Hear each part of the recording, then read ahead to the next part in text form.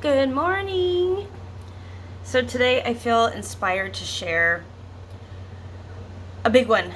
I was gonna wait to share this till later because there's so much to uncover, and I've been going over this for 15 months. Like, how am I gonna share? I guess I haven't been going over it 15 months, but I've this quest has been 15 months long, and within a couple of weeks, I knew I was onto something really good, like life-changing. This is amazing. And so it just kept getting more juicy, more delicious, I had more and more revelations, more moments, more eureka moments. And I documented absolutely as much as possible, between video diaries and journaling and audio recordings and photos and everything I could possibly do. Any video that would help me along the way, I would save the video and categorize it, and it's been absolutely the most fun experience ever. And I wished I knew how juicy and delicious it was going to be ahead of time, because the fear wouldn't be there as much. We get so afraid of change, even if it's good, because it's unknown. We don't know what's going to trip us up, what obstacles might be in the way, and it's scary making any kind of huge life change. But this one was begging to happen. It was long overdue, and I think it's kind of a trend that us humans, we have to be brought to our knees before we make any significant change in our life. And anyway, I just want to share, I felt real inspired this morning to share this particular conversation and story. It's not too thought out, so I apologize in advance if it's all over the place, but I do have notes. I'm going to try to stay as organized as possible. But I want to get into how spirituality cured my alcoholism and panic disorder for good. I know there's gonna be obstacles in my future. However, now I feel like I have the tools in my tool belt I have the know-how. I know how to navigate through them in a healthy way. And without, before I had that fear of, oh my gosh, my life's gonna be boring. My life's gonna be unfulfilling. I'm not gonna have a social life. All of that, throw it right in the garbage, because it's not true. It's not true at all. With any transformation, with any kind of change, there's going to be moments of uncertainty and moments of confusion, perhaps moments of boredom, but it's much better than, the alternative. So I initially set out on a quest of just improving my life. Everything was falling apart. And it just so happened that it was during COVID, and I'm so thankful it was during that time, because it was kind of like the universe forced me to do certain things that otherwise I wouldn't have known what exactly to do. I was forced out of the condo I was living in, not because of anything I did, but because of circumstances. The house was on the market just before the lockdown. I think it was listed like February 10th, and then it was sold like February 20 something. So they were like, you got 30 days, and then a couple weeks later the lockdown happened. So I'm like, well, what do I do now? So I was already in a depression, which I was kind of hiding. I didn't want to burden anyone with that. I was already going through some dark times, and it was just like one thing after the other. Like when's this gonna stop? In hindsight, I realized a lot of it was just my attitude, but but it was all things that were out of my control that just kept happening. And was brought to my knees. Once the lockdown happened, I was just like, you've got to be kidding me. And so since I had nowhere to turn, I had no money, I had no job. My best friend / ex-boyfriend wasn't talking to me. He ghosted me, which is devastating in itself. I had been through some terrible things in January that I don't want to discuss in this video right now, but it was some trauma, and I was trying to get over that in a healthy way. Failed. Because I was self-medicating. And that's all I knew how to do. When you wake up with that uncertainty, and you wake up feeling lost and confused and lonely, and it's just nowhere to turn, and I didn't want to burden my family with everything. I didn't even know how to put it into words, how devastated I was. So I just kept drinking and doing stuff, and anything to quiet the monkey mind, I guess. That's what my therapist called it. So anyway, I don't want to get too off track, but I am so thankful that I was brought to my knees. I'm so thankful that I had this tower moment where my whole foundation in life was rocked, completely rocked. I have never felt so thankful that happened right when it happened. I definitely believe it was a divine intervention, and it had to happen. It had to happen, and it had to happen then.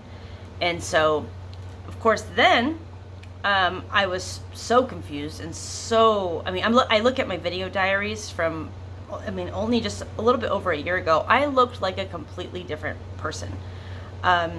Just not, the way I talked, the way I presented myself, the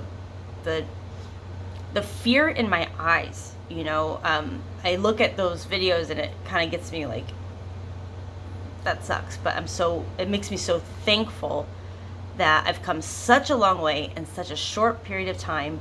And oh my gosh, if I were to be able to tell myself then how amazing this journey is and how fun and how delicious it is, I wouldn't have been so afraid.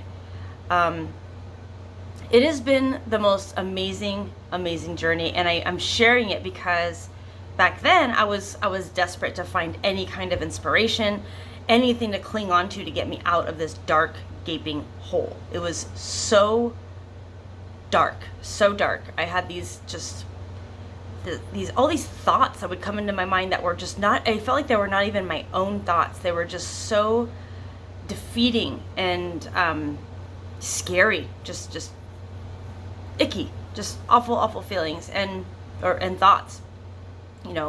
Everything from you're never getting it through this, you're gonna end up just dying an alcoholic, you're gonna, just horrible thoughts. I was very mean to myself. And so now I've not only come out of it, but I just completely surpassed any version of Stacy I ever thought I could be. Completely. And I'm so excited to see what's coming next and next and next, because it happens so quickly. So a key thing that I want to point out is, and this will save someone a few $100s, because this is the little nugget I took from a session I had with my therapist. He asked me if I had ever detoxed before, and I said, yeah, several times. And he asked, did you do it alone? And I said, yeah, I would do it just kind of, I was, I like to party. So I would do like a 3 or 5 day cleanse. And then I would, after that juice cleanse, I would do like 30 days or 45 days completely sober. And then of course, along that way, eat whole foods and just try to treat my body as good as possible and just try to go on hikes and just be as active as I could. And so of course he looked a little confused and was like, so you did that by yourself without like, any help at all? And I'm like, well, yeah, I was just real, like, I knew it's almost like I wanted to prove to myself that I wasn't an alcoholic or didn't have any kind of alcoholism. But I knew I was a bad drunk. I knew I didn't handle alcohol as well as I wanted to. I knew that I always ended up in some sort of depression or some sort of something always blew up in my face. I always, would end up in these cycles, like, oh my gosh, I was doing so good and da da da. So then I would kind of try to prove to myself that I don't have a problem, and I wanted to feel good, so I would do these cleanses and they felt amazing. And so he's like, well, why don't you just try sustaining that? And I'm like, oh, what a concept.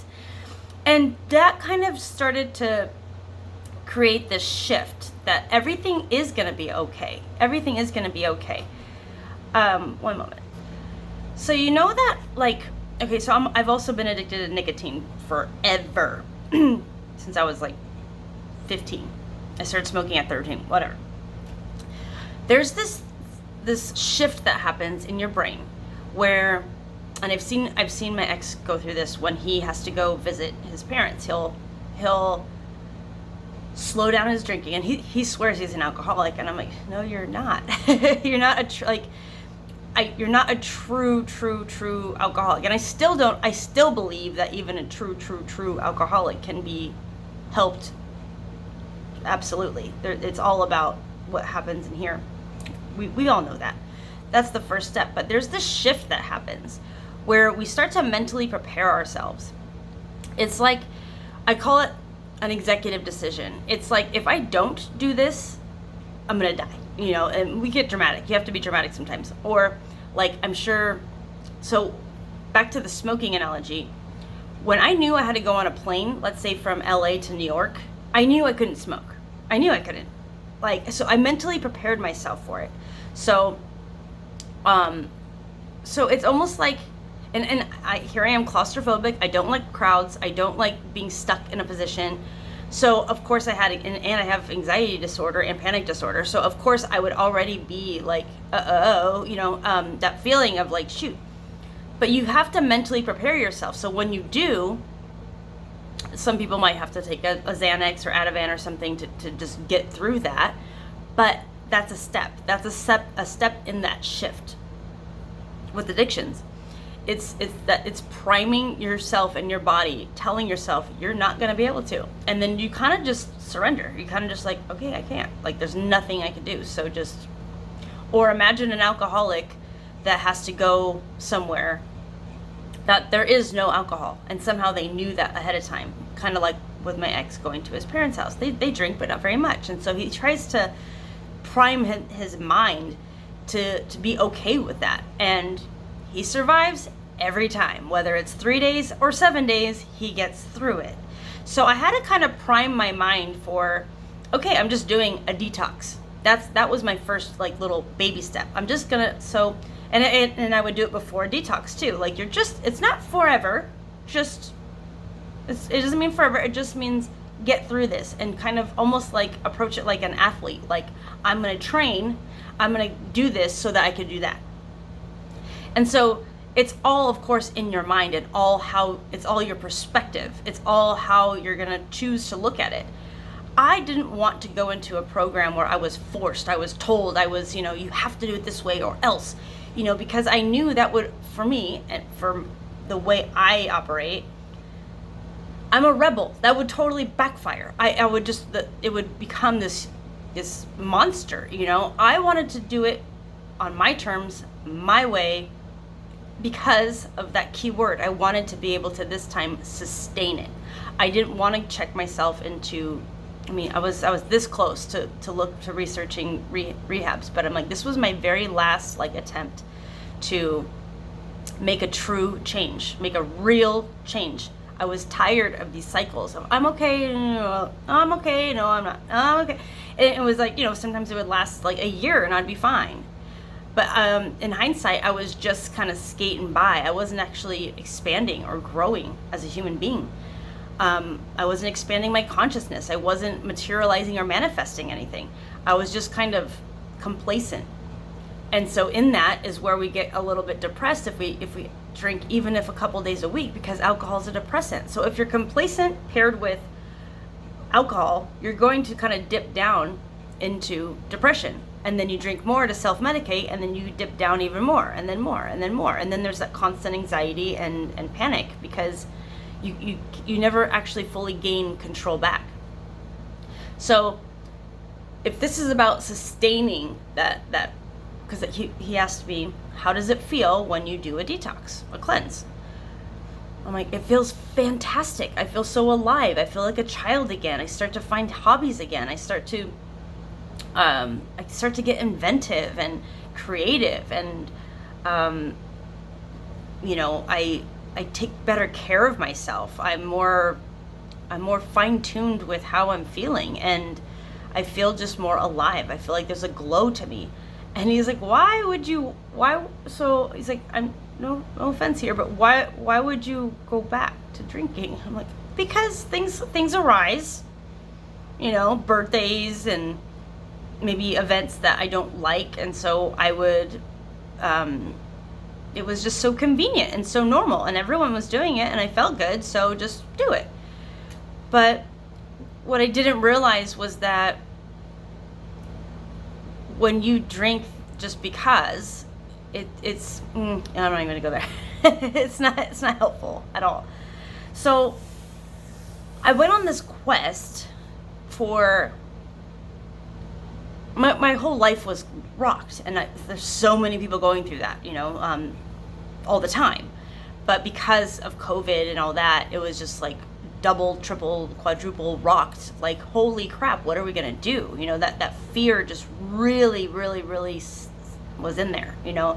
Had its grip on me, and that's something that I always had on the back burner. There was always this fear, and always this feeling of like, I know I'm missing something. I never felt truly fulfilled. I would watch people, buy a new home or start a family or get a promotion at work or whatever. And there was this little part of me that was like, I'm intelligent enough to do that. Why don't I want anything? I just felt so just complacent, just like, I don't know. I just don't. But that was me being unfulfilled and not seeking anything for fulfillment. I had this empty cup, this gaping hole. I'm realizing it was this void that was so empty, because most people my age, they're married or have kids or have this career that, or they have this baby of some sort that they're working on, some sort of foundation, and that they're growing. And I was lacking that. I was operating in lack. I was operating in being okay with just kind of skating on by and just paying my bills and whatever. And so when I set off on this quest, I thought it was just to improve my life. Boy, oh boy, was I mistaken. Not only did my life improve, but it was profoundly changed forever. And it's because not only did I detox, but I paired it with the intention. Before, I would only have the intent to clear out the toxins. This time it was like, no, I surrendered. I was like, I am on my knees. I am tired. I am done. I'm making this executive decision to no longer be on the dark side. I'm tired of it. I'm tired of these cycles. I'm tired of these loops. I'm tired of feeling crazy. I'm tired of attracting horrible relationships. I'm tired of, feeling like an outcast, feeling unseen, feeling unworthy, and unfulfilled. And so I put my foot down. Enough is enough. I'm done. I'm going to improve my life. I'm going to. And I wish I knew how freaking fun it was going to be. And, when I thought of this journey, I thought of, I got to go to rehab or AA, and I got to see a counselor, and I got to be honest with my feelings. And, it sounded like a real drag. Like, just, oh God, like horrible. Oh, I got to make amends and write letters and go through steps. And it sounded horrible. But then I was like, well, the alternative is just, living in misery. So just suck it up, girl, And so I had that kind of mentality at first, but it only took, and this is pretty amazing, it only took like 5 days, and I was not bored in those 5 days, by the way. I kind of had a plan to keep myself busy. Luckily, I had to move. I had to move, so I had to, the first 3 days was just like, take it easy. Just take it, be easy on yourself. Have compassion for yourself. Be kind to yourself. You're going to do this. You're going to get through this. Just do what you have to do. And so I luckily already knew how to detox on my own. But this time I had the intent to sustain it for longer. That awesome feeling of feeling alive and feeling fulfilled. And it's amazing how quickly it happens. It happens so fast. So this is already 20 minutes in. So I'm gonna leave this here, but this will just be intro to how spirituality cured my alcoholism and panic disorder. Anyway, stay tuned. Bye.